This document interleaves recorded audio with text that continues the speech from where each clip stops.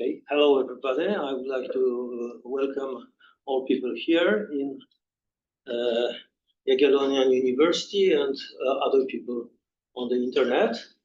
It's my pleasure to introduce Marta Kwiatkowska from Oxford University. Marta studied and get a degree in computer science from Jagiellonian University in 1980, and she worked here at our School of Mathematics and Physics at that time from 1980 to 1988. Then she moved to Leicester University, where she got a PhD, and she worked in Leicester till 1994. Then she moved to University of Birmingham, and finally, after 2007, she's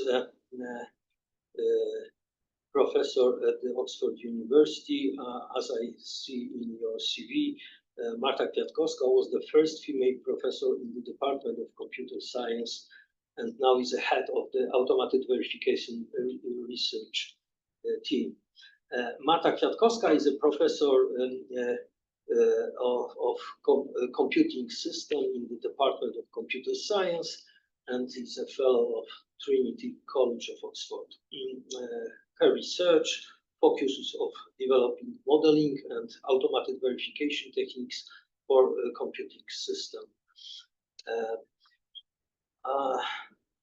I was very much touched by awards and honors Marta gets, and what is most important, at least for me, is that she got Ada Lovelace Medal for research in probabilistic and quantitative verification, and she became a fellow of Royal Society in 2019, and she became a first female winner of the Royal Society Milner Award in recognition of her contribution to the theoretical and practical development of stochastic and quantitative model checking. So, Marta, welcome back here in your alma mater, and the floor is yours.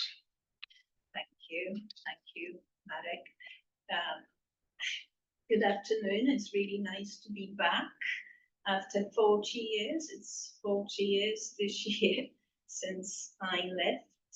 So przepraszam, że nie potrafię tego wykładu mówić po polsku, bo cała moja praca naukowa była w Anglii na zachodzie.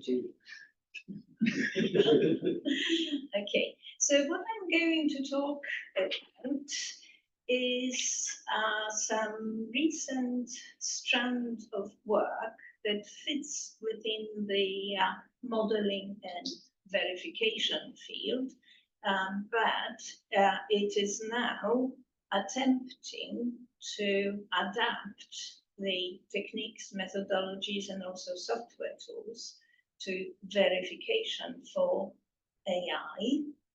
And AI, we know, has to combine neural networks, machine learning, as well as conventional logic-based techniques. And there is a loose phrase, neurosymbolic. I'm going to talk about a very specific variant of these neurosymbolic models, which have neural perception. The idea is that they use neural networks as perception mechanisms. So this talk is based on a keynote that I gave at CSL in February, and it's kind of more high level. So it gives you a little bit of background and highlights of what we've done with some examples.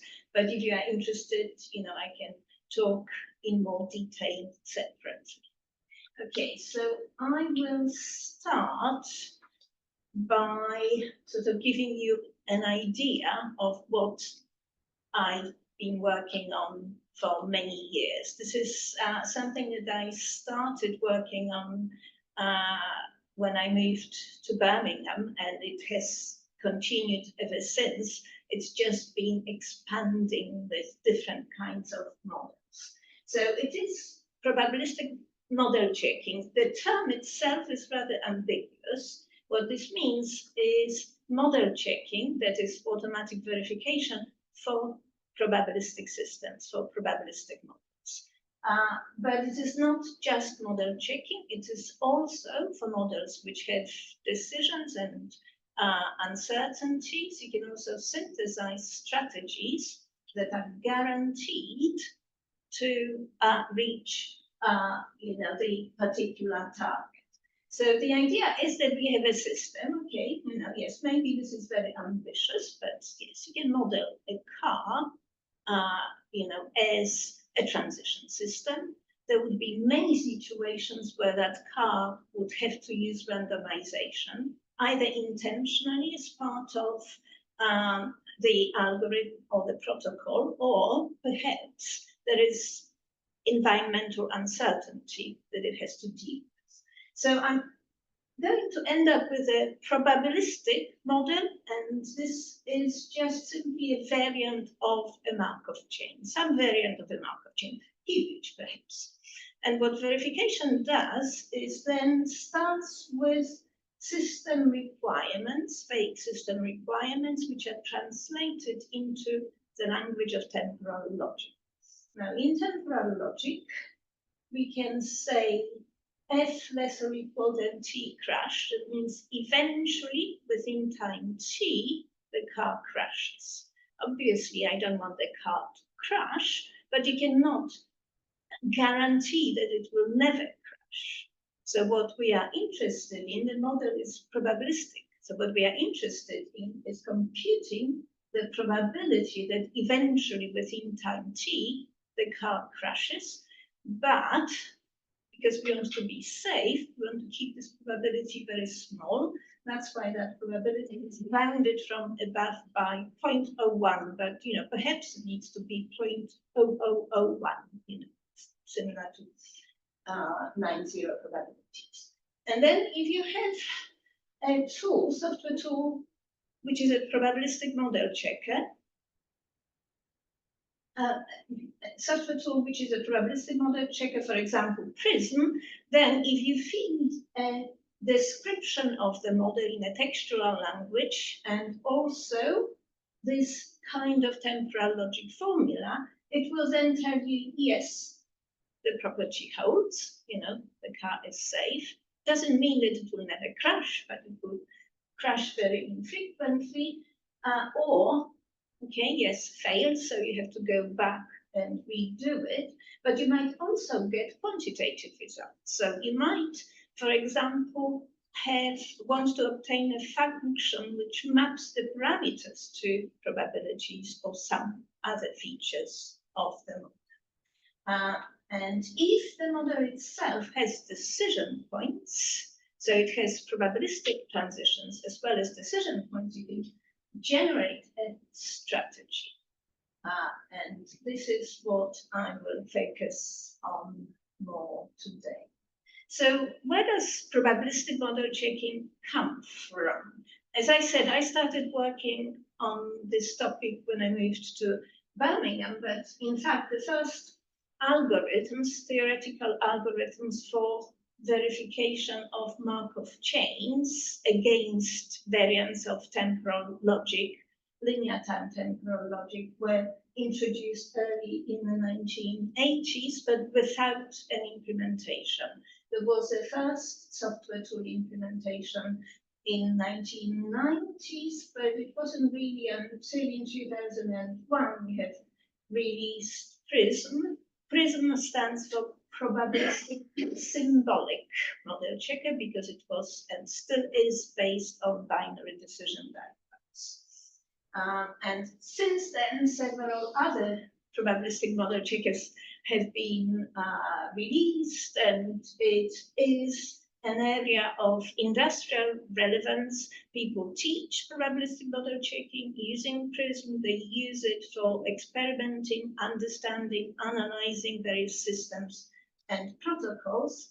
And interestingly, Prism has been successfully used. There are now, I think, about 800 papers that have used and cited Prism. And they range, even from quantum crypto planning, robotics, but also to DNA computing. what we were able to do is actually find flaws in protocols using PRISM to expose flaws, correct them, then re-verify the systems. And for this year, we got the ETAPS test of time tool award. Okay, so there is a lot of work and quite a few PhD theses behind this and behind PRISM. But the question that I'm asking in today's talk is, which modeling abstraction is the right abstraction to use for our today's AI world, the world full of AI? And that is because we have to consider situations such as this one, where we have both human and artificial agents. And these agents, would have their own objectives. These objectives may conflict. They may need, if they are artificial, they may need to have strategies synthesized automatically. So, for example, no collision occurs. And the biggest distinction is really in terms of autonomy, that the artificial agents are, they have agency, they make decisions by themselves, for themselves, or perhaps also, for whoever is a passenger in an autonomous car. So because of that, it is natural to adopt a game theoretic view. And that is because if you're thinking about this artificial agent, then this agent doesn't just have a static stochastic environment, for example, like an MDP, with a single agent, but it has active multi-agent environment. All the other agents, and perhaps also, the weather and other conditions. And of course, everything that happens in the environment is uncontrollable.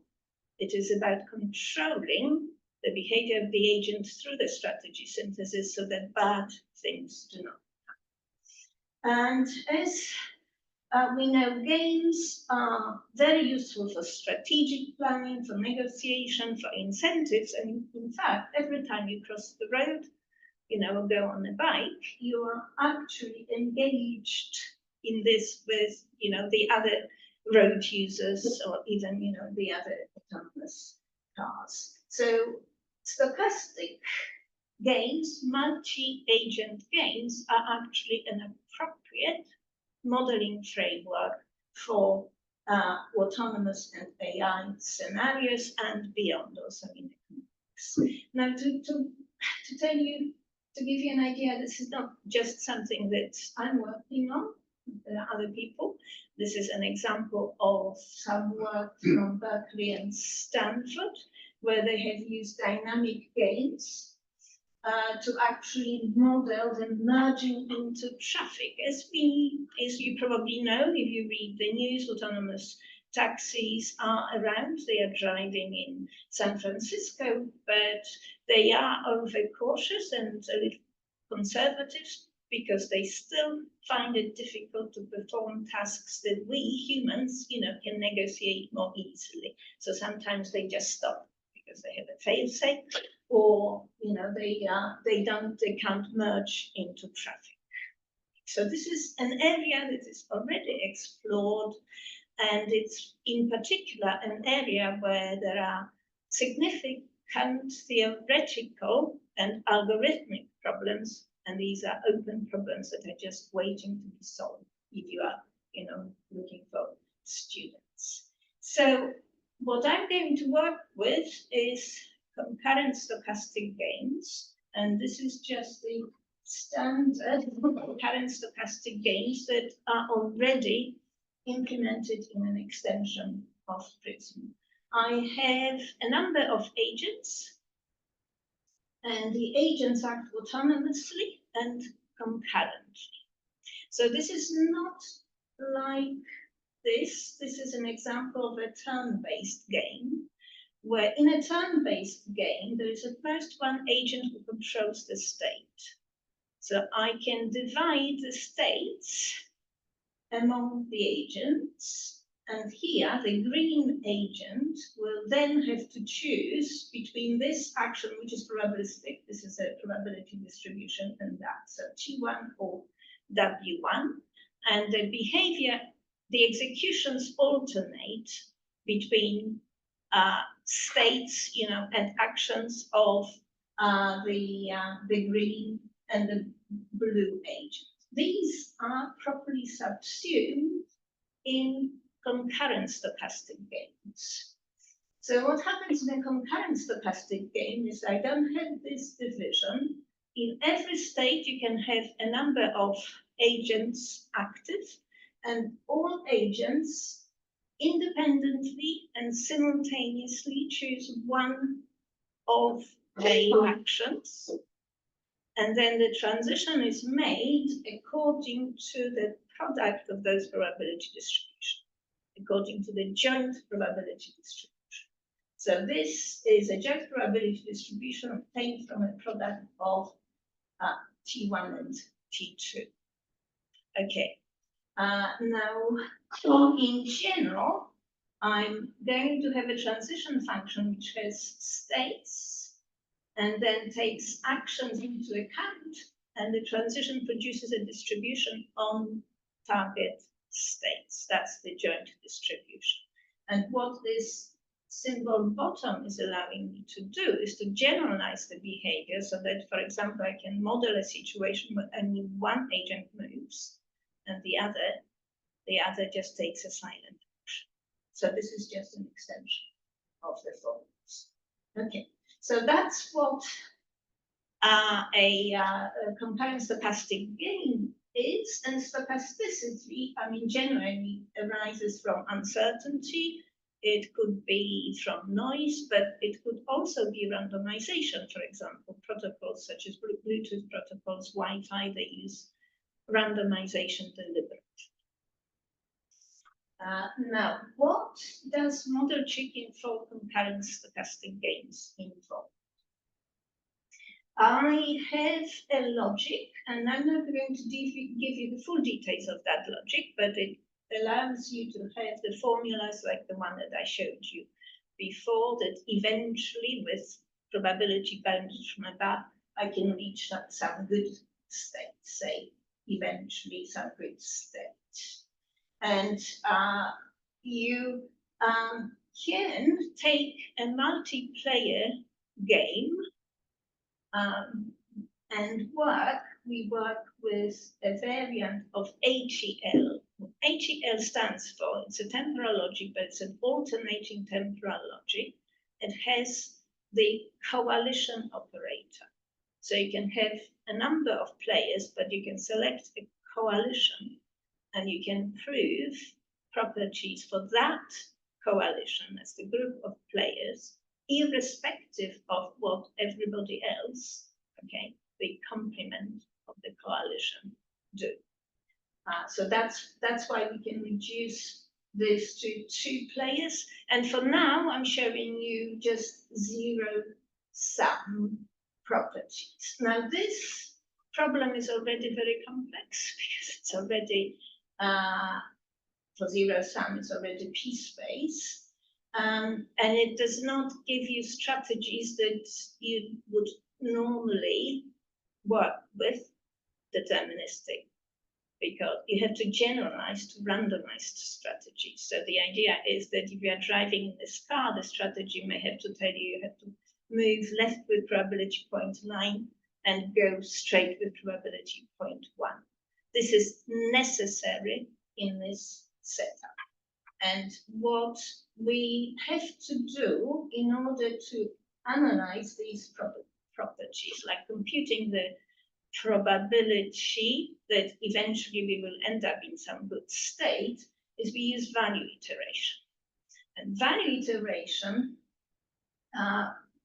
has to range over the strategies of player 1 and strategies of player 2. Player 1 goes for the best case, so max. Player 2 worst case if, and this can be shown to be the least fixed point of this function. So P of S is any state of the game, and I need to compute this value for every state of the game, and I set it to 1 if this is already a good state, and otherwise I compute the value. If you are familiar with Markov decision processes, for Markov decision processes, all we have to do is just to choose the local maximum over the transitions. But because here we are working with concurrent stochastic games, we actually have to compute the value of the matrix game for zero sum. And this is already solved algorithmically. It can also be encoded as an LP problem, the solution of the matrix games. And note that it is required in every iteration. We have to compute that value in every iteration. That iteration starts with a vector which has ones in all the tick states, zeros or some approximation everywhere else. And it just carries on, I think, improving the results until it terminates to within some epsilon. Now we can also do equilibria, so we do not have to restrict to zero-sum games, and that is because if you consider these applications, I mean, zero-sum means there is whatever I win, the other person has to lose. But if you think about situations like the one that I've shown you, the autonomous driving roads scenarios, then each agent would have their own goal, and these goals do not have to, cancel each other, and they can conflict. They are distinct.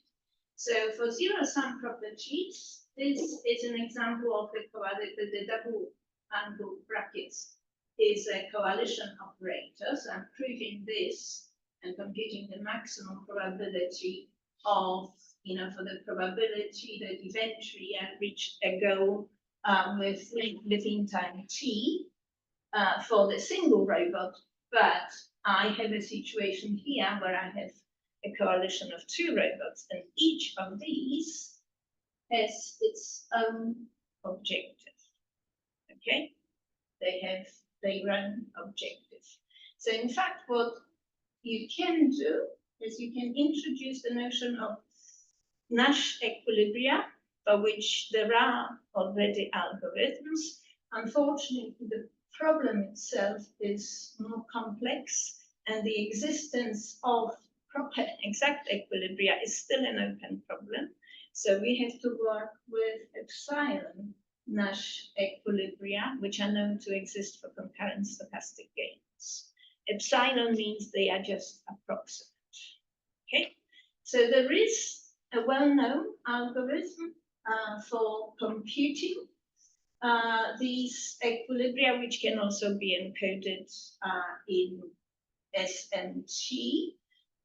But if you are familiar with games, there are, even for simple games, you get quite a large number of different equilibria arising. So it's important also to be able to select a good equilibrium. And in this case, what we allow is the conventional notion of social welfare Nash equilibria. So of all the equilibria, I select the one which maximizes the sum of the objectives. Okay, maximizes the sum of the objective. But there are other notions of equilibrium, correlated equilibria, which are supported, and other notions of objectives, for example, fairness, which is minimizing the difference between the objectives. Here we are maximizing the sum.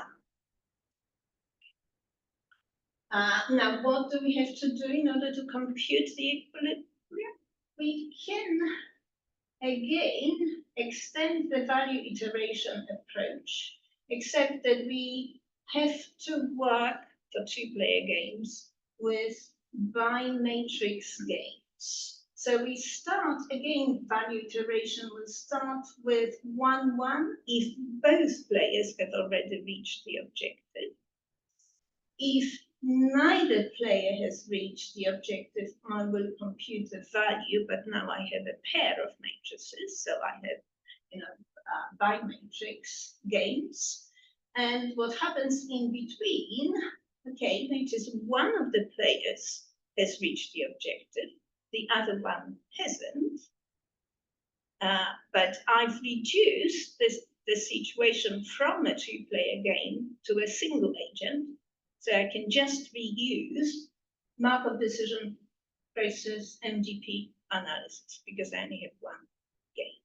So that's essentially how this algorithm works. But notice that the problem gets even more complex. It's X time, and the strategies need history as well as randomization in general. Okay, but just to give you an example, you can then do automated control of multi-agent stochastic game scenarios, and not just for, this is including non-zero sum, this is also done for n-player games, not necessarily just for two-player games. So there is a variant of the algorithm labeled polytopes. So you can, for example, specify safe parking as a property, give it your model, and out you get the equilibrium strategy that guarantees. So this says no collision until parking. Each car has this property.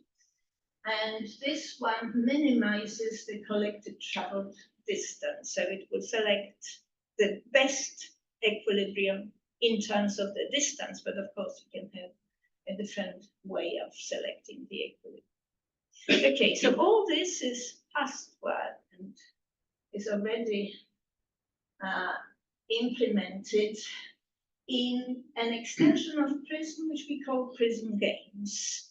So Prism itself can handle Markov chains, continuous time Markov chains, Markov decision processes, approximate Markov decision processes called interval Markov decision processes, but Prism Games is an offshoot which focuses on game models, and it supports both turn-based and concurrent stochastic games. But of course, the problem is that work that we have done is just not able to deal with these situations. So I assume that this is a kind of typical scenario, autonomous driving scenario, and this would be taken from the autonomous car. And the autonomous car, as I said, autonomous. Okay, autonomous is an agent in the game, and the other agents could be pedestrians or the other cars. But that autonomous car is using neural networks to implement its perception. So for vision, it uses neural networks. So it's more complex. You can just simply think of a classifier. Do I see a car or do I see a pedestrian? But there are also other features. So it uses neural networks for perception. That's an agent. Unfortunately, because of that, we have to leave the world, the very nice world of discrete state concurrent stochastic games, because neural networks, even classifiers, they are functions over real valued vectors. So even a classifier is a function of the real valued vector into finitely many labels.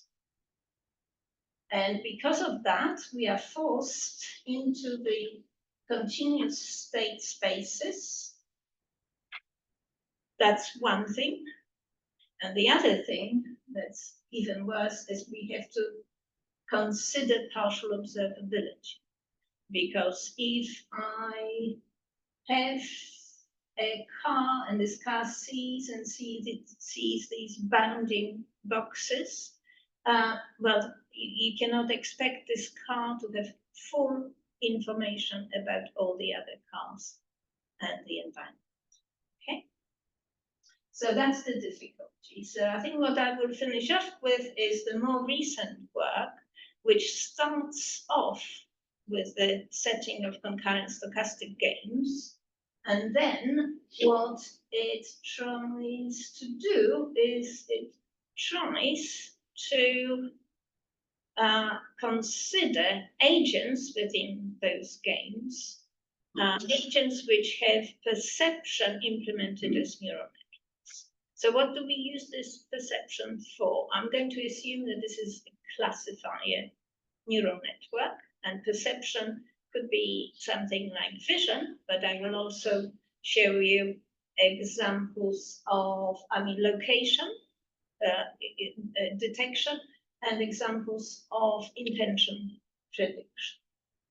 So that's based on several papers which are in different stages. But you may be asking, what does neurosymbolic stand for? Now, this is an umbrella term. If we look at the history of AI, I remember we had ELIZA and Prologue in our degree, which was more than 40 years ago. And of course, that was well before neural networks came on the scene. So AI started off with symbolic, logic-based systems, and in particular, there was a big growth during the expert systems era.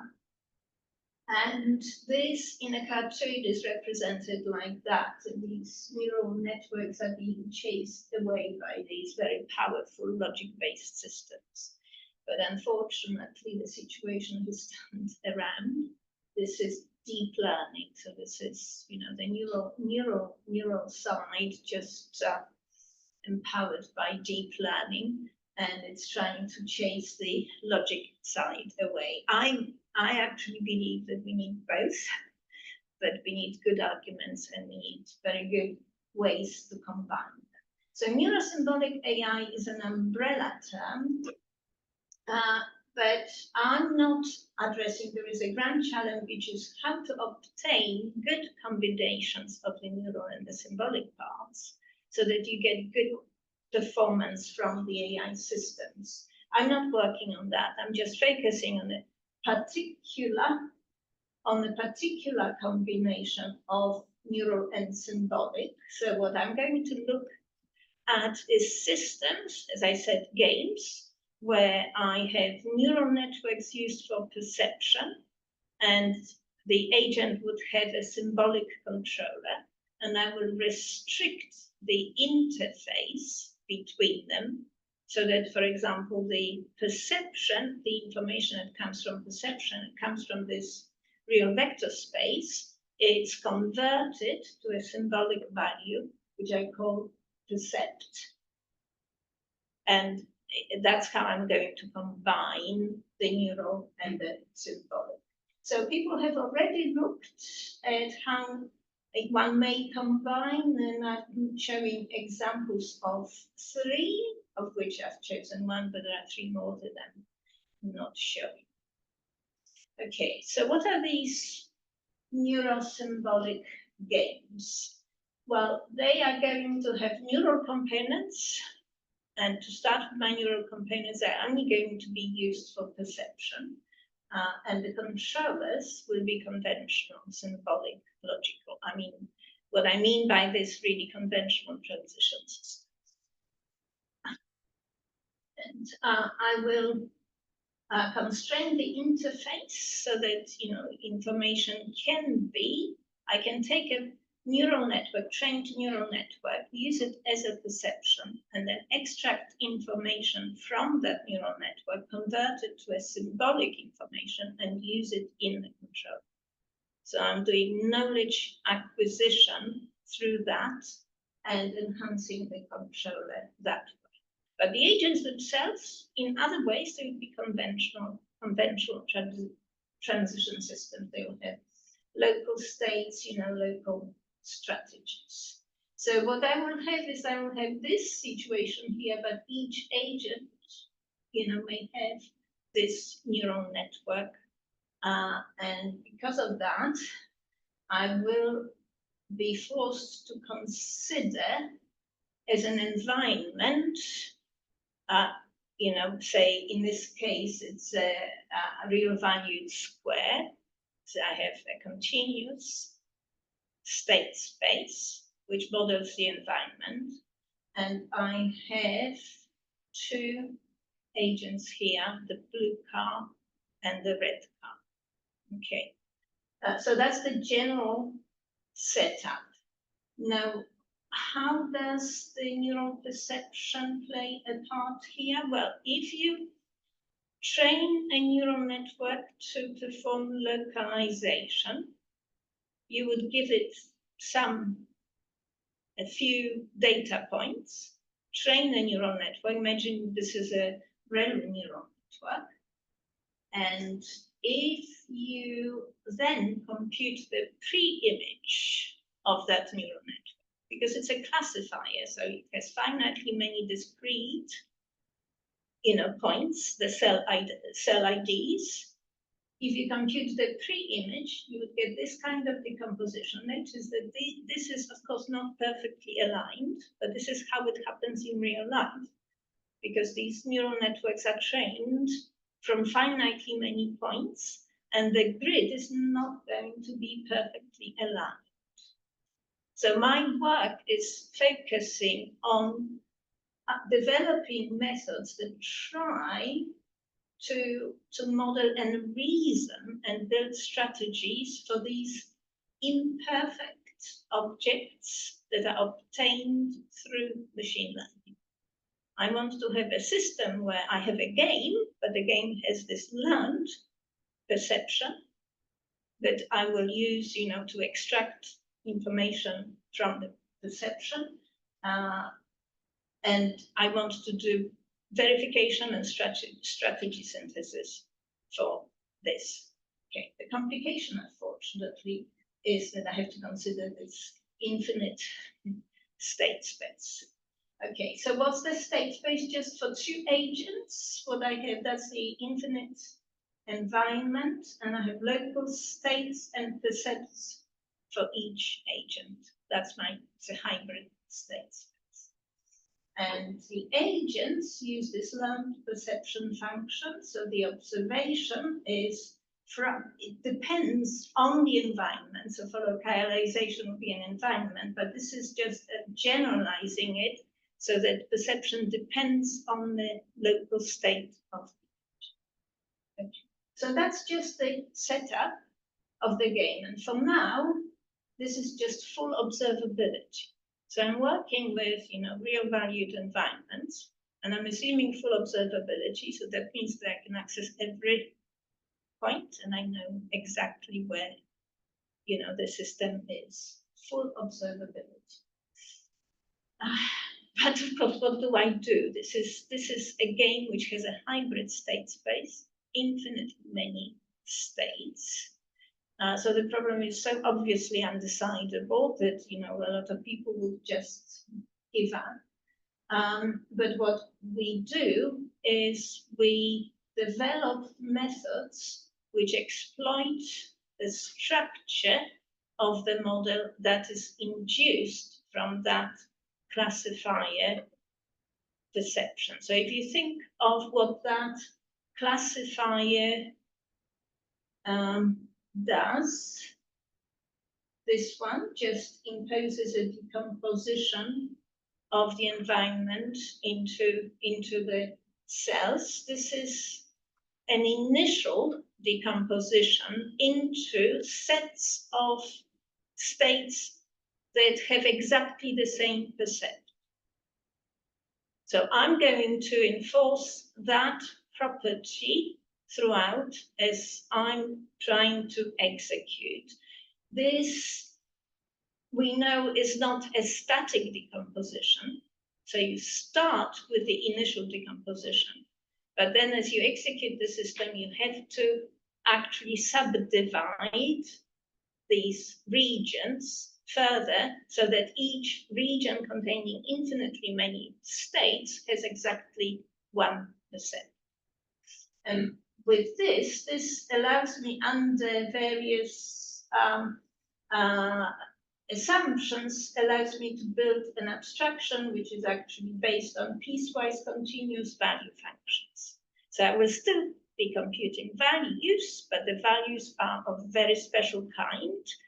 Okay, a classifier gives me a piecewise constant value function as the starting point, but here, in order to execute it, I need to generalize it slightly to piecewise continuous functions, and I also need to show that my abstraction makes sense, that is, that the crucial properties are preserved by the neural networks and also the value iteration.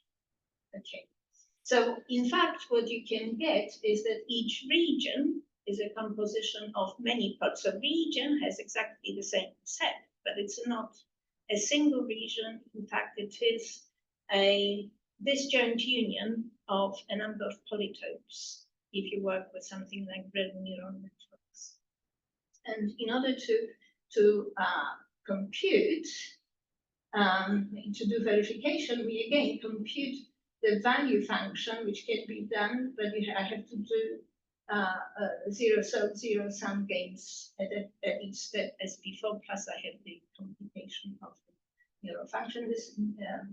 And this is an example of the car parking, but for an 8x8 grid. And this is one car. I'm showing you the value function. So the darker the color, the higher the value. And this is the other car, and that's a strategy for one of those. You see randomized choices, and the round are where they park.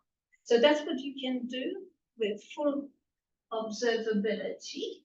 You can also do equilibria. This is a slightly different application. This is actually something that is working on a protocol.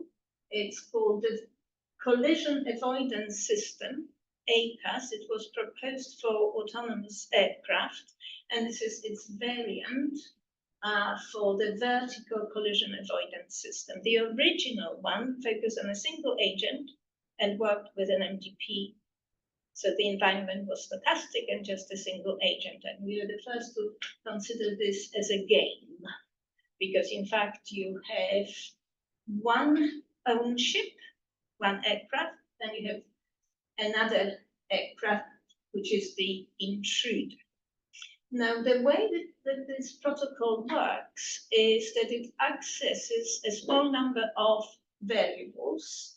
And it, for example, there is the altitude, climb rates, and the time to horizontal separation.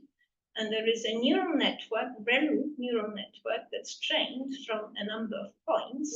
And the idea of this neural network is to provide information that can be used as an advisor. So it will take in the particular combination of the parameters, and it will produce an advisory, and an advisory could be something turn strongly left, okay, or climb high, but it's an advisory. It does not have to be followed, and of course it's not optimal.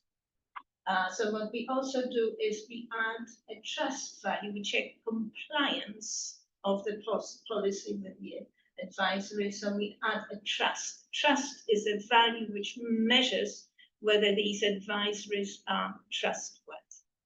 Okay. Now this handles the infinite state space in a different way. Starting from one point, it just unfolds it into a finite game, and it computes equilibria. So because we consider two agents, for each agent we can generate a strategy, and these are actually equilibria, the profiles are equilibria of a certain kind. And just to show you what this looks like for that real example, these are example advisories: do not climb, 9.33, or fear of conflict is 3. And it shows you 2 equilibria over finitely many steps.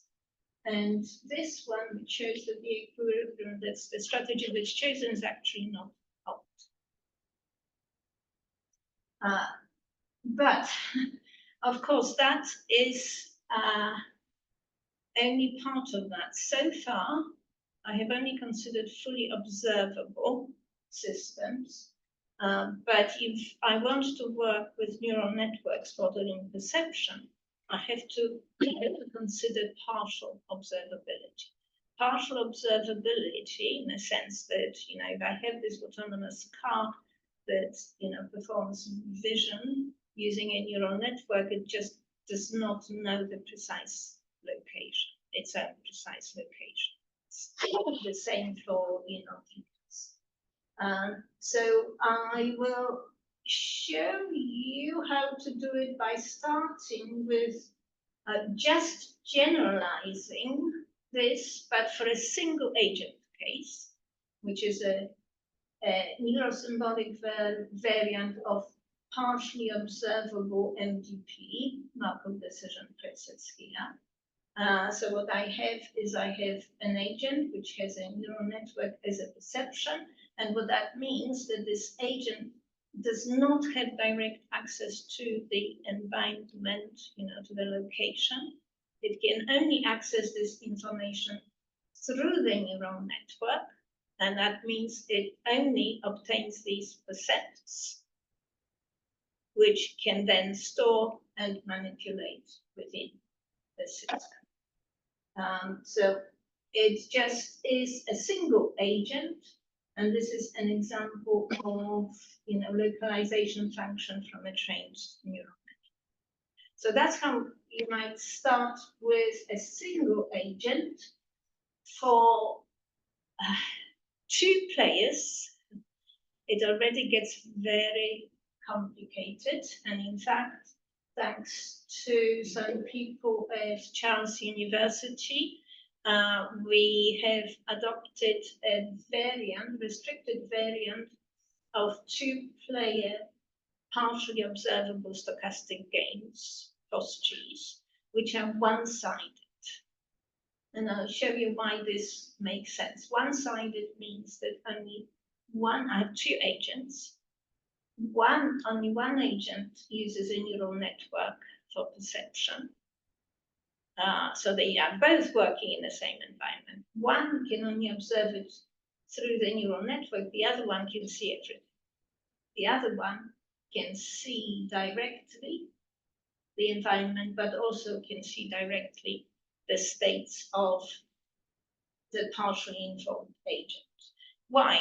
This might seem strange, but the idea is that if you want to compute the worst case, this is the right assumption to use. And those people from Charles University, they have actually worked in a security context, and it just matched, their situation. So what I have is now, I have finite state agents as I had before, continuous state environment. I have a learned perception function, so it just maps things to percepts, which I can store, but agent 2 is fully informed.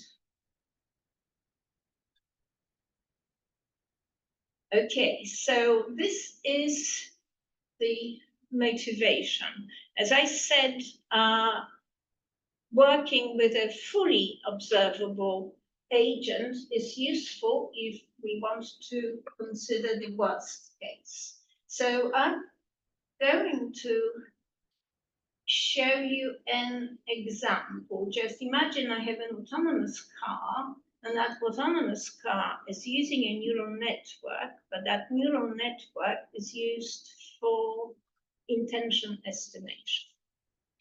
And believe it or not, people have developed neural networks for that purpose.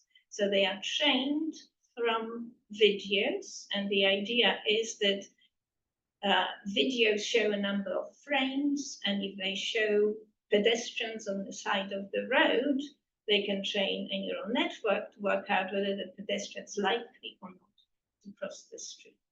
And this is something that you might want to have in your, AI-enabled autonomous car. Not for localization, not for vision, for intention estimation.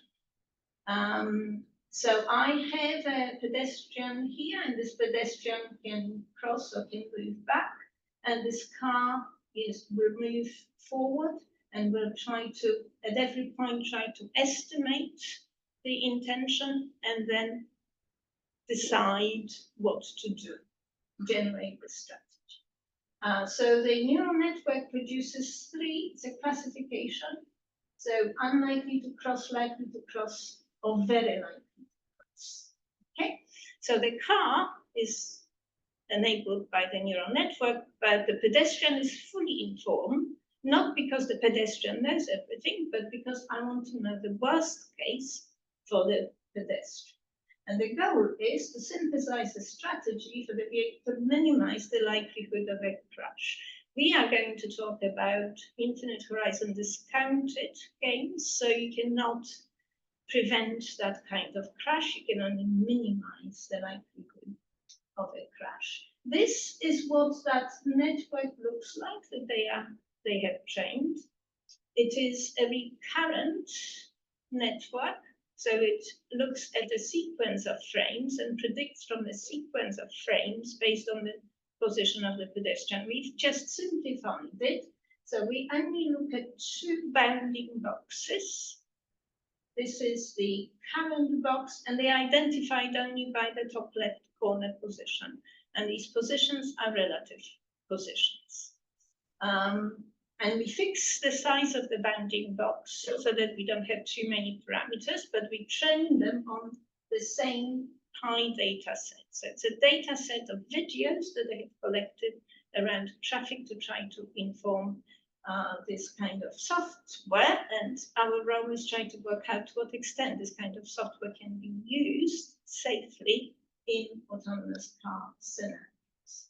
So this is the neural network again. So very likely to cross is red, yellow is likely, and green is unlikely. What I'm showing you is the pre-image, but this is a pre-image computed for one specific pair of x1, y1, with all the possible ones. I think you can think about it, and this just makes sense. So it seems that the network that they have built makes sense, and even the simplification, our simplification would consider just two frames, also makes sense. Okay. So what does the model look like? So the model is now this one-sided, symbolic, partially observable stochastic game, where agent 1 is a vehicle, and it has one local state, and that local state will record its speed. The percept is the pedestrian intention, so it's likely, very likely, or unlikely. And the actions that the vehicle can take are acceleration. So it could be acceleration, deceleration. Okay? So you just use these actions to update the speed, and you use the pedestrian intention information to generate the strategy. And agent 2, as I said, is fully informed and just has two actions across back. And we have the environment as two successive pedestrian positions, which are real valued boxes of the same size. Right. And what do we do with it? Well, it actually turns out that we can generalize the work that we developed for fully observable concurrent stochastic games to this situation with partial observability. But we have to work with belief spaces And we rely quite a lot on an approach that was formulated by Karel Horak and his collaborators at Charles University. And what they have done is they have taken a variant of value iteration, which is known as HSVI, heuristic search value iteration, and that is well known for POM-GPs. They've adapted this to these one-sided games, but only for the discrete variant. So what discrete states, what we had to do is we had to work with the uncountably infinite stochastic games and force the structural properties to make the game sufficiently tractable to actually compute this strategy. So in terms of the internal representation, we have to work with polyhedra. In fact, we work with polytopes, which ideally you would want to merge if you knew how to merge. But each value function is effectively a collection of polyhedra plus a value vector.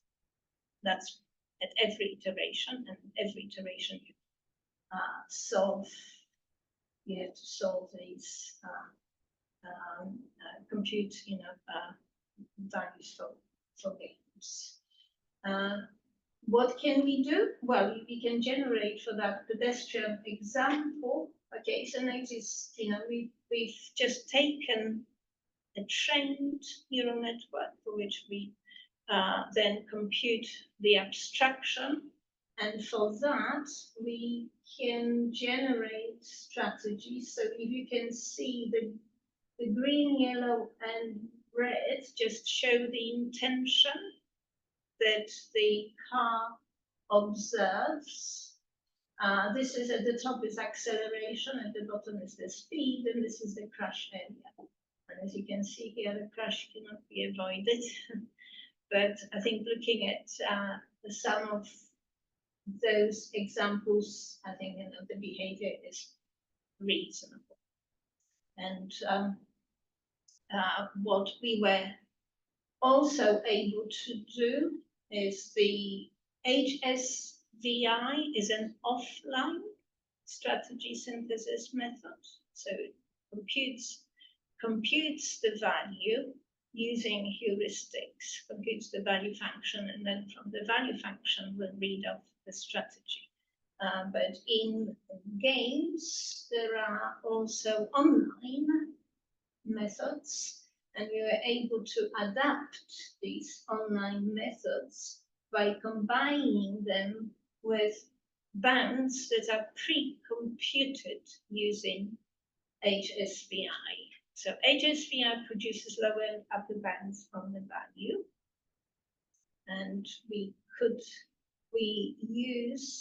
pre-compute those lower and upper bounds, and we use the lower bound to generate the online strategy for the autonomous car. Okay.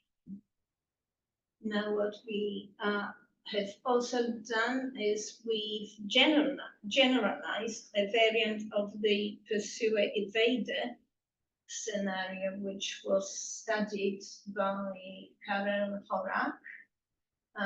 And it's probably not very clear, but I think the different shades of green are again the value function, so the intensity of the value function. And these are just snapshots. So the pursuer starts here, and then because of the lower bound guarantees, the pursuer has guaranteed values, and that means that the belief covers the whole state.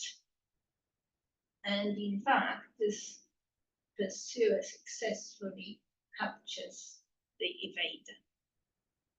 But it's an automated, it's a generated strategy which is then simulated.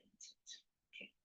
So that's all that we've done so far, and I thought that maybe we'd be finished by now, but every time we start working on some new topic, we discover some some more problems or even, more interesting potential applications.